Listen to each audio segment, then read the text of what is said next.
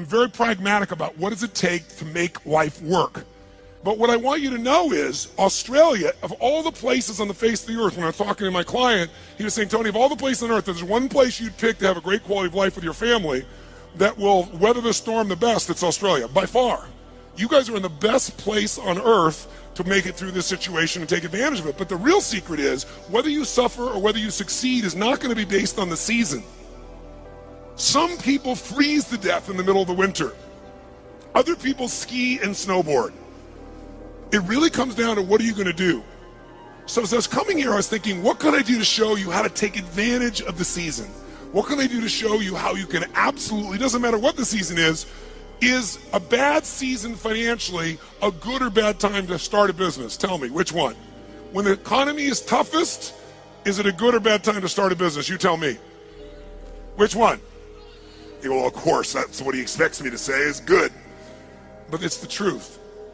If you look at the Fortune 1000 companies around the world, 65% of them were started in a depression or a recession. The reason is they were started with somebody when all the competition was freaking out. Somebody could start like Apple Computers in the middle of a recession with selling their Volkswagen bus and coming out with some ideas because everybody else was scared and wasn't willing to do whatever it took. Disney started in the depression. Right? Fortune magazine started in a depression. How are you going to build your fortune in the middle of a depression? It's why they're one of the strongest companies in the magazine business, and a business that's pretty horrible for most people. If you look at Microsoft, it was a recession. You look at the best and most powerful companies, it's because they understood something that's really critical, and that is, don't ask it be easier, ask and make yourself better. If you get strong during the tough time, you'll dominate for the rest of your life. But what I think would be useful is maybe walk you through a tool that I've got that I've developed over the years to turn companies around. And the fundamental tool is there are areas of your business, every one of you in this room, no matter what your business is, if you're in business, you're probably doing something well. How many got some area of your business you're proud of, whether it be marketing or sales or the product or the service? How many got an area you're proud of? Say I. How many got an area you're less than proud of? Say I. The challenge is, where does our energy go? To the areas we feel most skilled and powerful in, or least skilled and least powerful in? Which one? No, our energy tends to go to the areas we feel most powerful. We do what makes us feel good. We do what we feel competent in, not what we feel incompetent in. And business is complex. It doesn't have to be, but it is. So I thought maybe there'd be a format I could give you today is, let's walk through what the business environment's really like right now, and then let's see if we can walk through what are the areas that if you were just to do this, if I never saw you again, and my goal is to see you again, my goal is to add enough value, go, okay, this is no brainer. I'm gonna take 4 days when Tony comes back, I'm gonna go in this experience and be immersed and grow my business 30 to 100%. But if I don't, here's what I want you to do, or if you don't. I'm gonna cover 7 areas that are what I call the 7 forces of your business. Each force has a forceful impact on your level of success or failure, profitability, etc. There's some areas I bet you're doing good in. Some areas you could do better in. Some areas you're very weak in. The problem is, a chain is only as strong as its weakest what? And in business, so many businesses go through challenges because those weak links are the ones that destroy you, not your strengths. It's true around the world, but actually Australian business is interesting, a little bit more intense than even business in the US in one category. What percentage of Australian businesses are still alive 5 years after they start? Who knows? What percentage of Australian businesses are still alive 5 years after they start? I'll give you a clue. 90% of all Australian businesses are gone in the first 5 years. If you and I are going to really make this thing work, it's that we got to look and say, okay, why do businesses, why do they fail? Why do so many businesses fail? Why is it? I mean, good-intentioned people, smart people, strong people, and yet they still fail. And many of them had good products, good services. They had great advantages when they start. They may have been successful for 3 or 4 or 5 years or even 10 years. And now they're gone. I will tell you what I've seen in my life, and I've had the privilege now of working around the world with 50 million people through my books and tapes and audio and video programs, but I've worked with 4 million people, 4 million from 100 different countries over the last 34 years. I can clearly tell you there's patterns you don't miss when you've been with that many people and that many businesses. And the one pattern I can tell you above anything else is most businesses fail because they fail to anticipate what's coming. Write that down. Write down, anticipation is the ultimate power. If you fail to anticipate, no matter how smart you are, you're going to end up reacting and your business will pay the price. And the price in the sport we're in is death of the business, just like a gladiator. Now, what do I mean by this? Maybe I can show you what I mean by giving you an example that more people could relate to. I want you to sit up in your chair with some energy. So I know you're in it. Sit up in your chair with some energy. Make sure the person next to you's got some energy. And I want you to yell out, I, if this describes an experience you really have. And I want you to be honest. If it doesn't describe an experience you have, don't say anything. But if it describes an experience you have, I want you to raise your hand and go, I, all right? So here's my question. How many of you in this room have ever experienced the total and complete humiliation that comes when you play a video game against a child? How many have had this experience? Say I! How many have had this happen more than once? Say I! Who always wins when you play a video game against a child? Who? The child. Why? Is it because they're smarter, quicker, faster? In fact, don't even tell me why. Think about how the process occurs.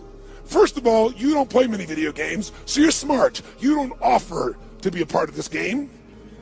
It usually occurs because one of your children, or you maybe you're an aunt or an uncle to someone, or a friend, and they say to you at Christmas time, Auntie, Unc, somebody, Mom, Dad, play this game with me. And you say, no, I don't play those games. You go enjoy it. I'm no good at it. And they go, no, it's really easy. Let me show you. And they hand you this little gun. They go, just choon, choon, choon, choon, choon, bam, bam, bam. You just shoot guys just like that. It's so easy. And they go, come on, do this with me. And finally, you acquiesce. And then what happens? You should know you're being set up when they say, you go first. And what happens? You pick up that gun, and these aliens come at you, toom, toom, toom, and you're dead usually in about 3.8 seconds. Now the child takes the gun. What happens?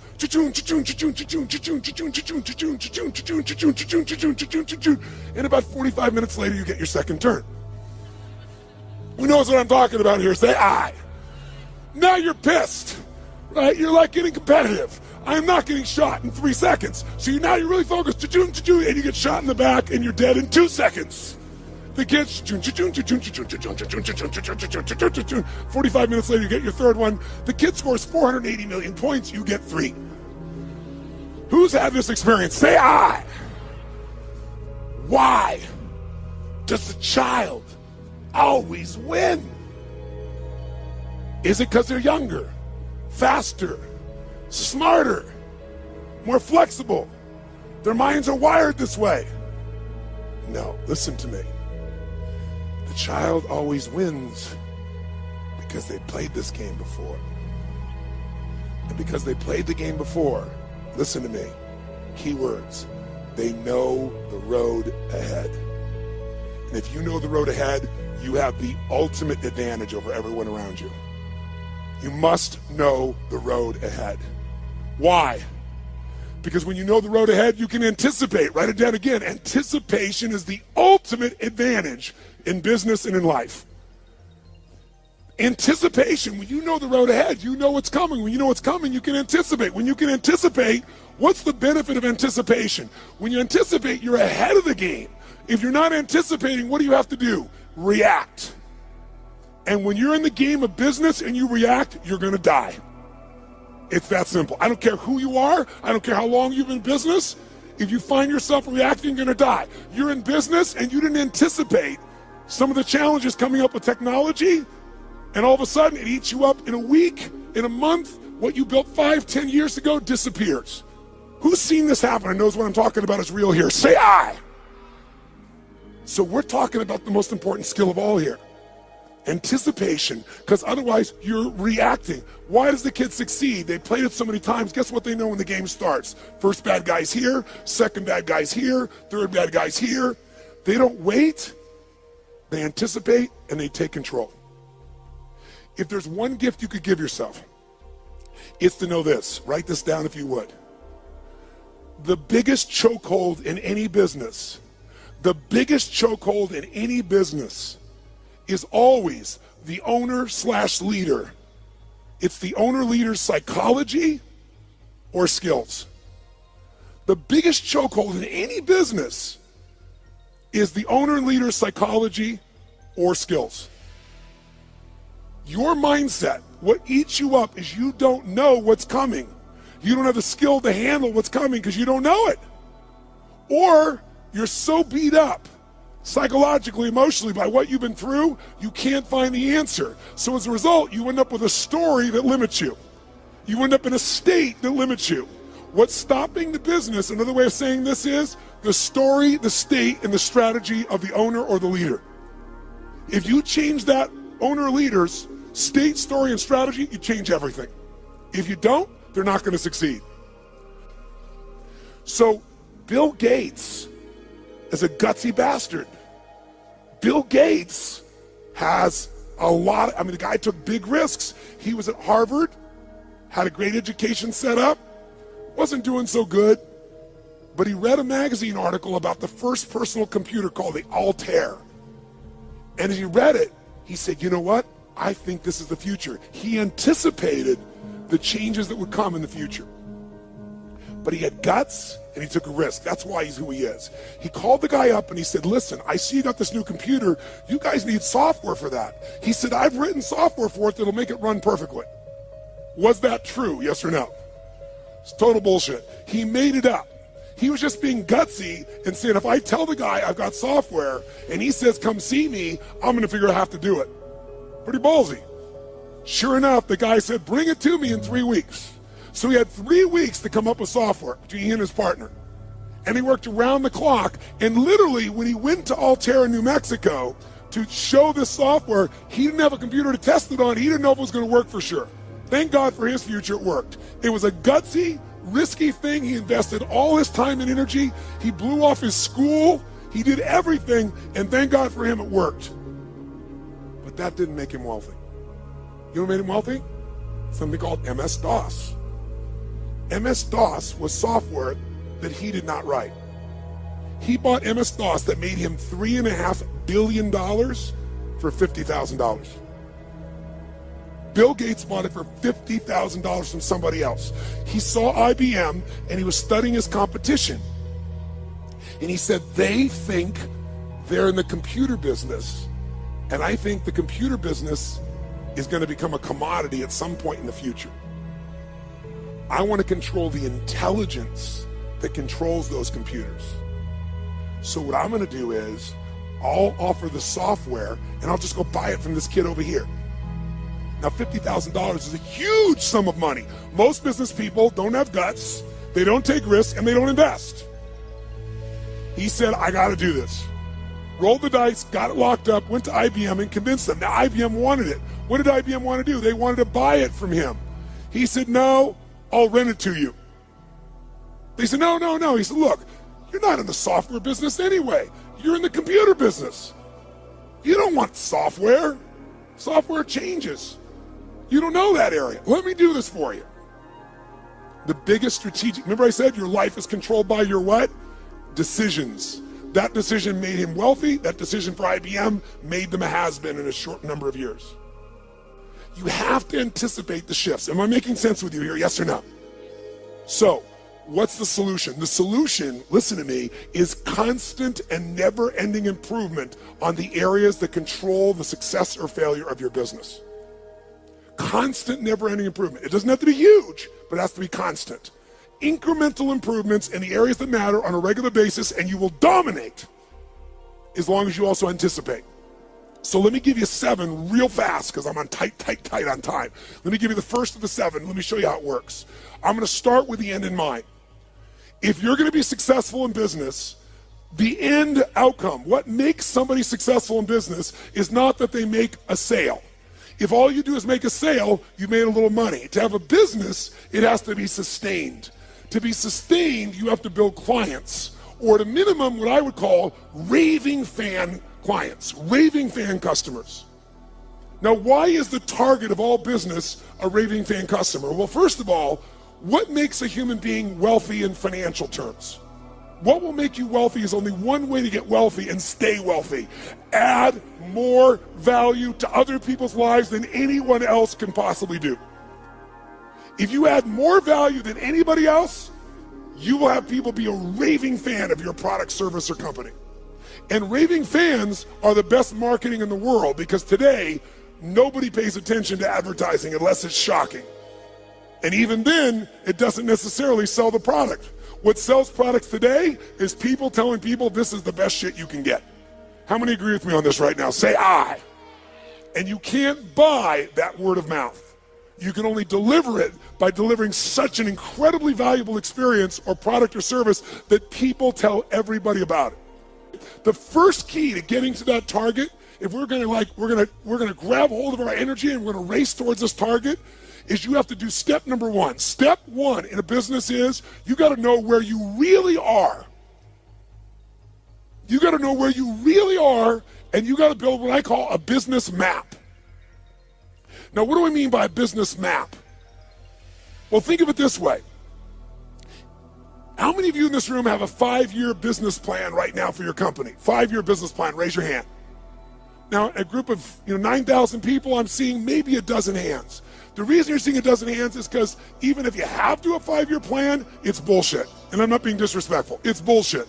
Why is it bullshit? Everyone tell me. Why is a 5-year business plan in the world we live in today total bullshit? Why? Because the world is changing so fast, you have no clue what's going to be here in 5 years. You're kidding yourself. So what do? Throw up your hands and just hope it works out well? That's a disaster too. What you need is a business map. A business map means you understand the territory. You understand what's happening, where it's happening, so as you're moving along, you can adjust with that map to get where you want to go as the environment changes.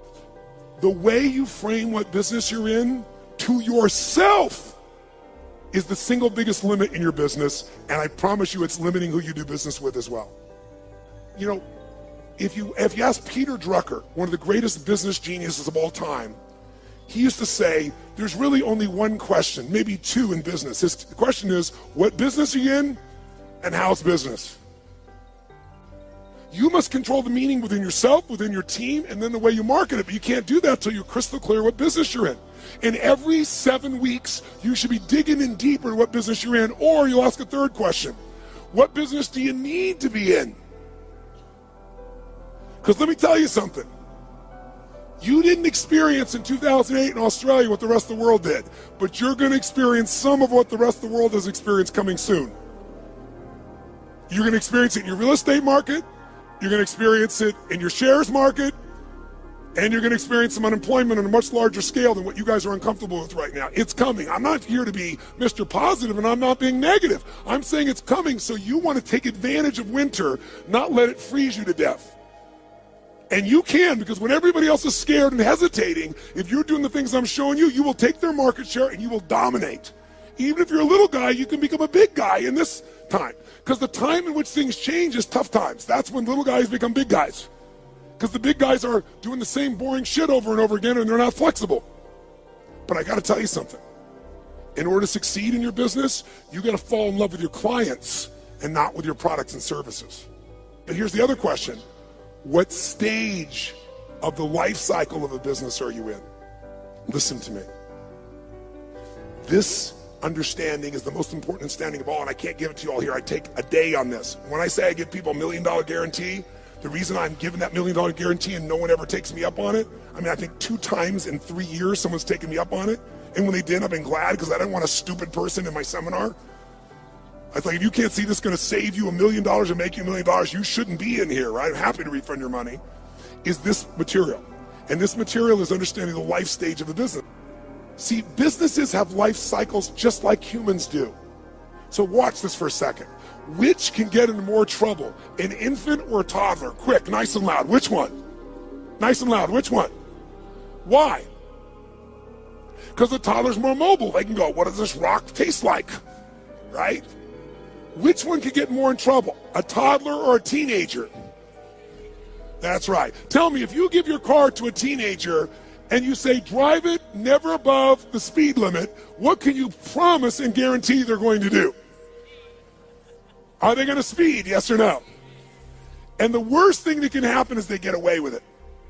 Let me explain what I mean. Businesses have stages of development. What do they tell you was the most important thing to business? The power of anticipation.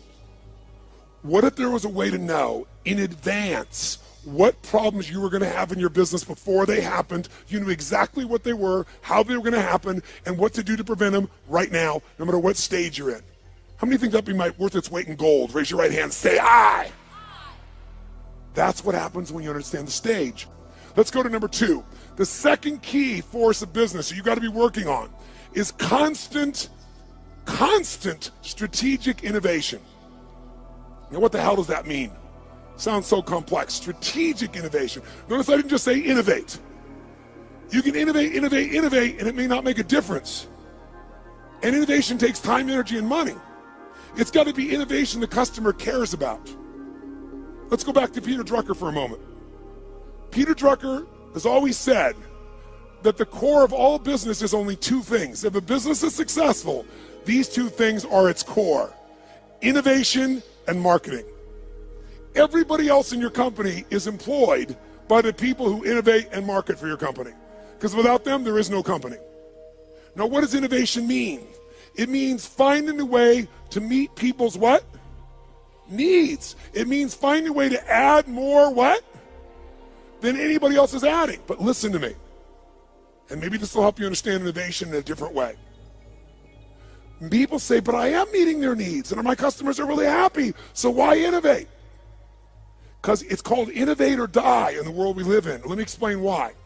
How often does Apple Computer, even though they're the best, find a way to innovate again? How often can you count on it? Is it consistent, yes or no? Every year, sometimes multiple times in a year. Isn't it true? That's why they're number 1. So what you have to do is you can't just meet your needs. You got to meet their needs in a new way. Meet the needs even more. Add more value, but do it in a new way. That's how you have raving fan clients. It's not enough to meet their needs. It's not enough to add more value. Got to do it in new ways all the time. It makes it sexy. It makes it mysterious. It makes it interesting. It makes them want to engage you. It gets them to tell everybody else about the new thing you're doing. Okay? Now, let's go to number 3 real fast. I'm going to have to kick this in gear to catch up. So number 3 is, if you, what was it that we said Drucker said? All business is 2 things, innovation and what? Come on, guys, innovation and marketing. Answer this question for me. Does the best product or service always win? Yes or no? Nice and loud, yes or no? Which company always wins? McDonald's? Where does that shit come from? No, the best marketed product or service. For better or worse, and let's use McDonald's, okay, ma'am? That's a good example. Tell me something. Perfect example. Does McDonald's make the best tasting hamburger in the world? Notice we got a universal 9,000 person response. No. Is it the tastiest? Is it the best quality? Yes or no? But it is the best what? Marketed, as you would say, marketed in the world. I call it marketed. The point of the matter is, this company understands marketing, and even though they have a shit product, they got billions and billions and billions of people to eat that shit. Now, here's the problem with marketing today, and it's a significant problem. I want you to think about this. Does anybody know how many marketing messages the average person had to see 15 years ago? How many messages before they would start to seek you out to consider buying your product, where they would do something active to seek out your product? Does anybody know? 15 years ago, how many times did they have to see a message from you on average if you had a quality ad? The answer is 4. 15 years ago. Does anybody know what the number is today? 16. Now, what do you think that's done to companies' profitabilities? Add value. Does this make sense? Become an education marketer. Become someone that does value, because then you become the valued expert, not a stupid salesperson. because you're giving me something. And if you give me something, I want to give you something. I'd love to give you my business if you're going to give me something. But if you're just going to advertise, screw you. Raise your hand if you follow this. Say I. And then you don't have to go for 16 exposures. You can get somebody in one exposure. And they'll answer your emails. And they'll reach out to you. And you'll watch your business grow like you can't even dream. Force number 4 is the constant, never-ending improvement of sales and mastery systems. Sales mastery systems. Marketing is wonderful, but if you don't convert that marketing into sales, you don't have a business. Now, because of time, here's what I'll tell you on this one. We're going to give you that's valuable, that's simple. How about this? How many of you right now in this room have a business that's primarily done with no salespeople, all on the web? Raise your hand. No salespeople, all automated. Raise your hand if you have salespeople. If you have salespeople that work with you, the majority of you. If you have an automated business, no matter how good it is, you don't want a one-legged stool. A one-legged stool at one point can get in trouble and you collapse. You want at least 3 legs, and one of those legs, as a minimum, has got to be a sales team. Now, how can you grow, though, when you're a brand new small business or you've been around a while? Well, technology today allows us to be able to hire people to go to work for us literally 24/7, 365 all around the world. We literally have more than 150 people that work for one of my companies, all of which live in different parts of the world, all of which we know only by way of our experience of them, by way of Skype calls where we can see them and coach them, but we measure them better than the persons in the same room with us in the old days. We know what they're doing every moment. We know people are responding. We know everything because it's all fed to us by the web. We have virtual companies now. So if you don't have a lot of resources, we can show you how to get 3 or 5 salespeople in your little company, like these couple of guys here that right now are operators. What if you had 3 people that their entire life was about how to make sure they filled your business? You wouldn't have one little location, you might have 5. But here's what I can tell all of you, just give you one quick hint in this area in the time that we got. Write down one thing. Great salespeople are not trained, they are found. Great salespeople are not trained, they are found and then trained to be even better. And this is coming from a guy that's trained 2 million salespeople in the world. I did that for 15 years. It's one of my jobs. Here's what I mean by this. Write down this phrase. Nature is the most powerful factor. Nature is the most powerful factor. If I was going to give you something in 2 seconds right now, I'd say it's this. If you're going to get a great person to sell for you, you can train somebody all day long, but their nature has to match the job. The 5th force you got to take control of, you've got to have constant anticipation. Remember that key word, anticipation? So you're not reacting, you're anticipating, you know the road ahead in 2 areas of your business. Legal, and I know you're not a lawyer, at least most of you, but you got to know where your risks are, and financial or accounting. Now, how many of you in this room as business owners hate accounting? If you're with me, brothers and sisters, can I have a hallelujah? However, unfortunately, even though you hate it, how many of you in this room have ever been bitten in the bum, so to speak, because you thought the numbers were one thing or they meant something or your cash was one level and it was another?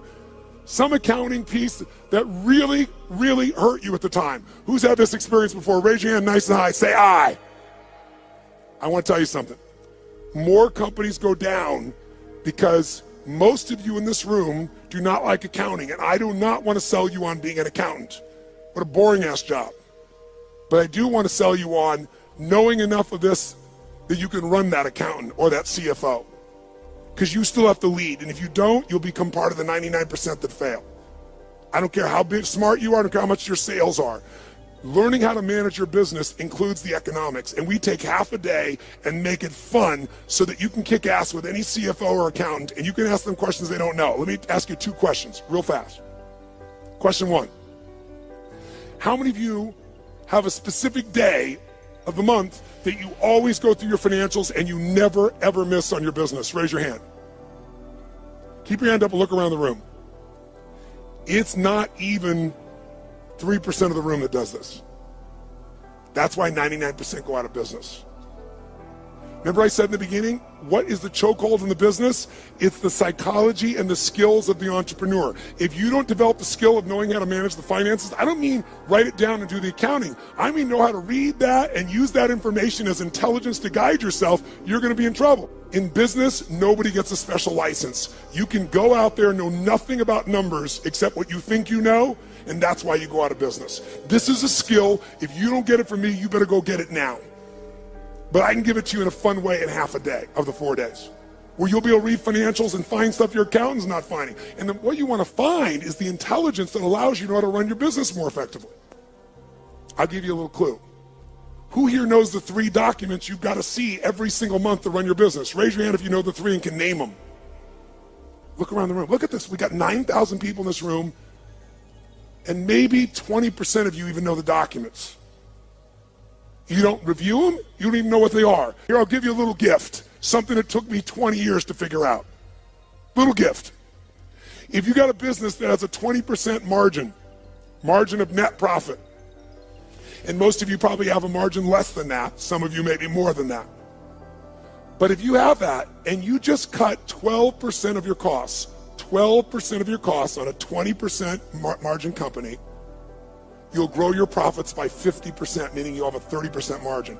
If you want to, listen to me, you want to grow your profits 50%, all you have to do is cut 12% of your costs. But you're never going to do that when you don't even look at your own financials. Let's go to the next one. Finally, number 6. Number 6 is, what if I said to you there was treasure in your business, and that treasure is just waiting for you to come by and pick it up? But you got to dig for it. But if you pick it up, it's going to cost you nothing. What if I said to every one of you in this room, no bullshit, no hyperbole, no exaggeration. In the next 6 to 12 months, 18 months at the outside, in a tougher economy even, you could grow your business 30 to 130%, no exaggeration, no hyperbole. And it's not going to cost you any more money to do it. When I say it's not costing you any money, let me be honest. You might find by spending $5,000, you could make $150,000. Or by spending 10, you could make $500,000. So to me, that's not spending money. How many follow what I'm talking about here? Say I. That is this skill. This is my strongest skill. This is why companies call me in to do turnarounds. This is why my companies are where they are through all the economies and all the countries I've been in, all the industries. You have to learn the skill of optimization and maximization. That's this point. You have to learn to optimize and maximize your business on an ongoing basis. Now, what does that mean? It means figuring out how to do what you're already doing, where you get a geometric result from a bunch of small changes. Small changes that accumulate to create a geometric change. But you gotta master this. Go home and figure this out by itself if you want to, and you can start making progress right away.